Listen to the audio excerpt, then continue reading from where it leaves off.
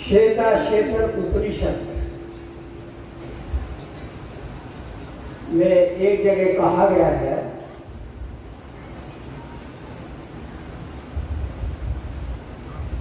हरम प्रधानम मृता हरम हरम खरात्माना विशते देव एकम तस्याभिध्यानात् योजनात् तत्वभावात् भूयश्चान्ते विश्वमाया निवृत्ति।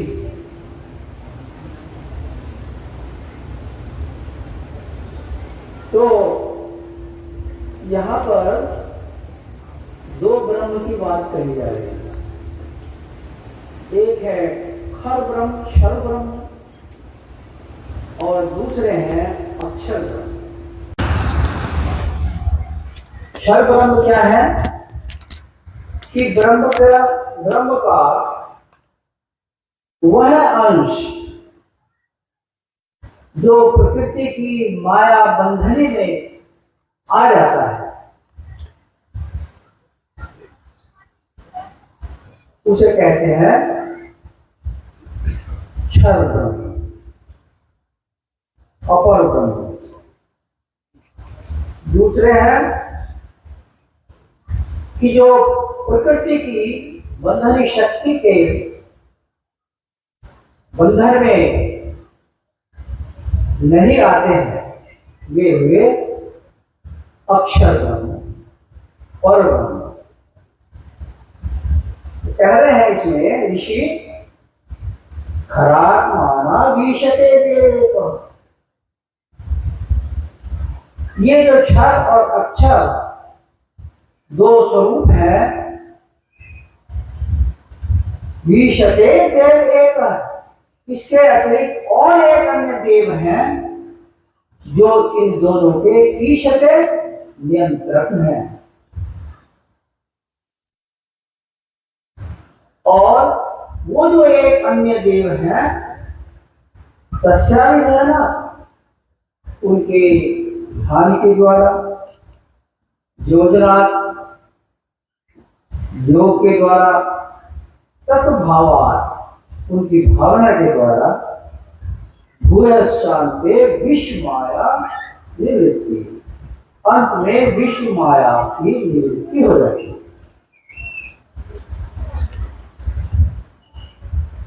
तो ये जो एक अन्य देव है क्षर और अक्षर के अतिरिक्त, ये कौन है?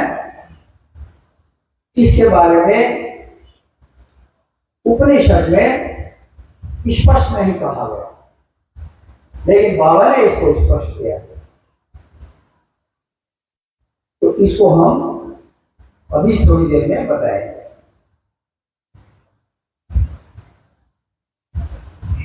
अब एक और ब्रह्म ऋषि कबीरदास, वे कहते हैं, कोई ध्यावे निराकार को, कोई ध्यावे साकारा, वह तो इन दोनों से न्यारा, जाने जानन हर। आगे, सगुण निर्गुण को छाड़ी के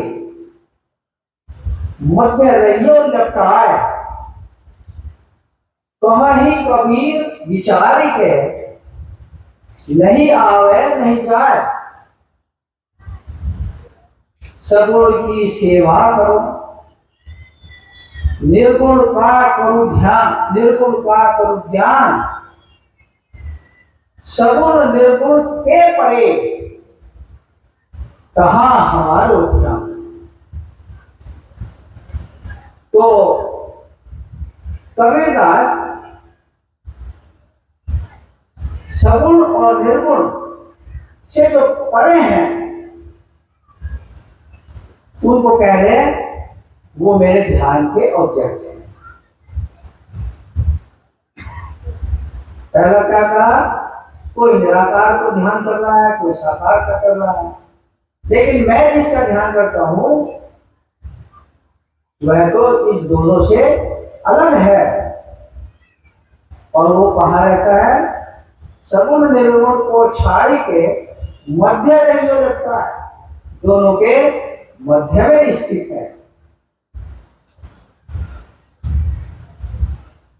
तो सगुण की सेवा करता हूं, निर्गुण का ध्यान करता हूं, परंतु इन दोनों से जो बाहर है, बियॉन्ड है, वो मेरे ध्यान के विषय है। तो कबीर का संकेत किधर है? अब दोनों का हम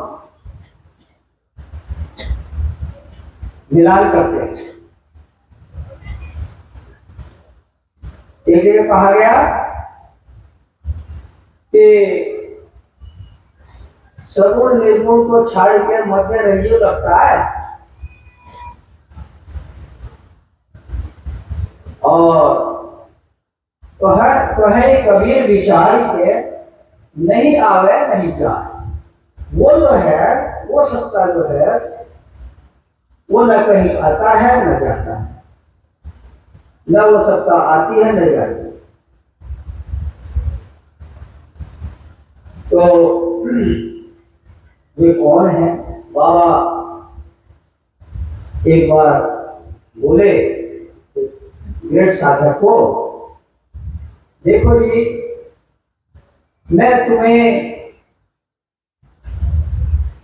तो हमेशा हमेशा सगुण और निर्गुण के बीच अपने पुत्र और पुत्रों के साथ ही रहता हूँ जी। मैं तुम्हें छोड़कर कहाँ जाता है?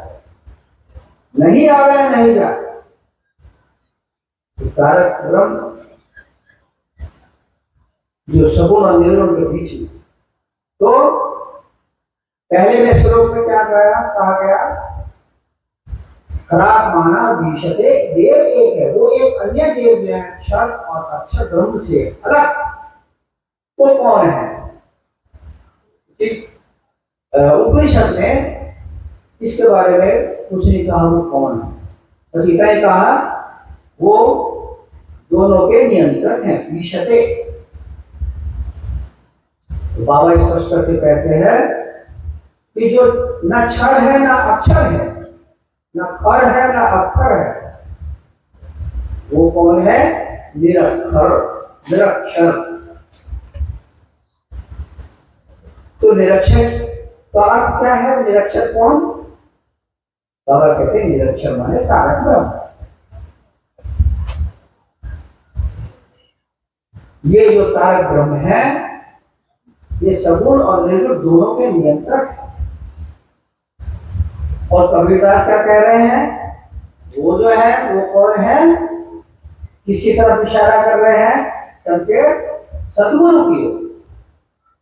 तो ये तारक ब्रह्म है, यही तो सद्गुरु है। ब्रह्मैव एक गुरु रेखा नाम पर, वे ही गुरु है, सद्गुरु है। तो इसलिए बाबा कहते हैं कि तुम्हें साधना करनी है किसकी? किसके लिए? न अक्षर की साधना करनी है न अक्षर की साधना करनी है, तुम्हें साधना करनी है निरक्षर की, अर्थात तारक ब्रह्म की, सद्गुरु की। ध्यान केवल सद्गुरु का ही किया जा सकता है। तो हम जो सवेरे बता रहे थे कि कृष्ण कह रहे हैं कि जो पूर्ण श्रद्धा विश्वास समर्पण के साथ